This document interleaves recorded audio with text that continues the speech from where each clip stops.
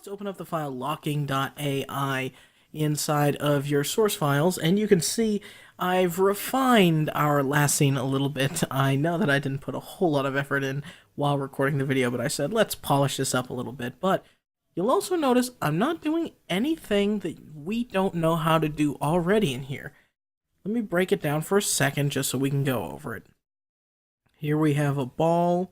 This is simply a circle, right, with a darker color in the sand.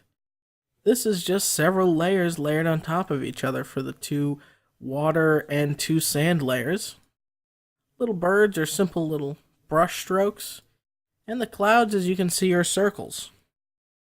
Mr. Sun is just a series of circles and some straighter lines. And you can see his glasses, this shadow, it's just a copy of his glasses. They're just semi-transparent. In fact, if I double click, open up his group, here we see his glasses and they're 40%. So the exact same stuff we've been learning, only you're seeing it in a more advanced state. Now we want to finish up our scene by adding a big ray coming down from Mr. Sun and shining on all these beach balls and kind of turning them yellow, giving them his golden sun hue. Well, we're going to first grab our pen tool and start on one side of the sun. Click there, and maybe over here sounds good. Right off the scene. We're going to go over here. We're going to come up here and finish up our sun ray and then connect it here. Now we want to turn this whole sun ray yellow. And we're going to turn off the stroke. And then we're going to go over to its appearance, or its opacity, and turn that down. So it's still warming things up, just not too much. Now we have to bring this sun and this cloud on top of the ray, right? Because it's coming off the sun. So let's do that for a second. Oh, wait. We can't select the cloud anymore. We can't select the birds anymore. Well, that's because they're behind the giant ray that we drew. How do we get these things behind the ray to be selected? Well, that's where something called locking comes into place. So we're going to go up to Object, and we're going to go to Lock.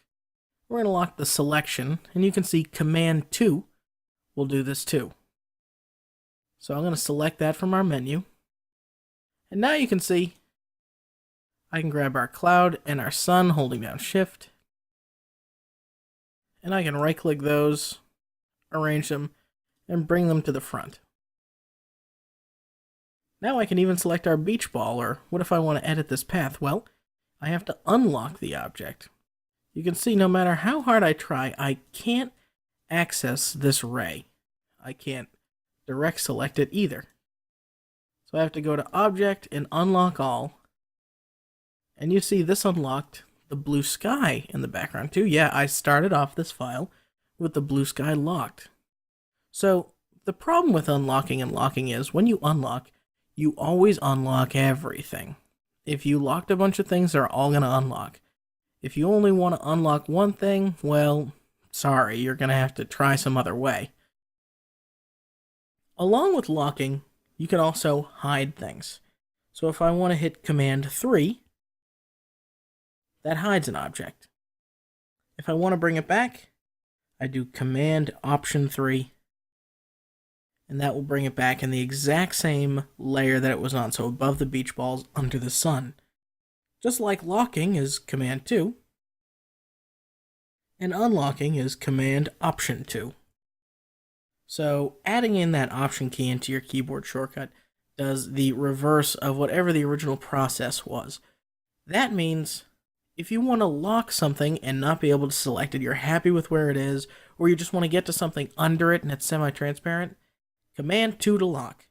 If you want to hide it, or you don't want to deal with it anymore, say you had another version of the sun and you think you might use it later, but you don't really want to see it, you can use Command 3 and hide it. And remember, unlock Command Option 2, unhide Command Option 3.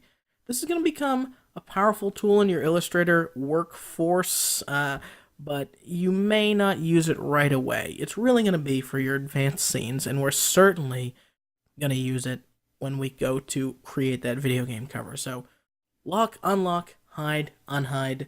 That's this lesson. Coming up next, we're just going to be learning how to save our Illustrator files and some of the options there.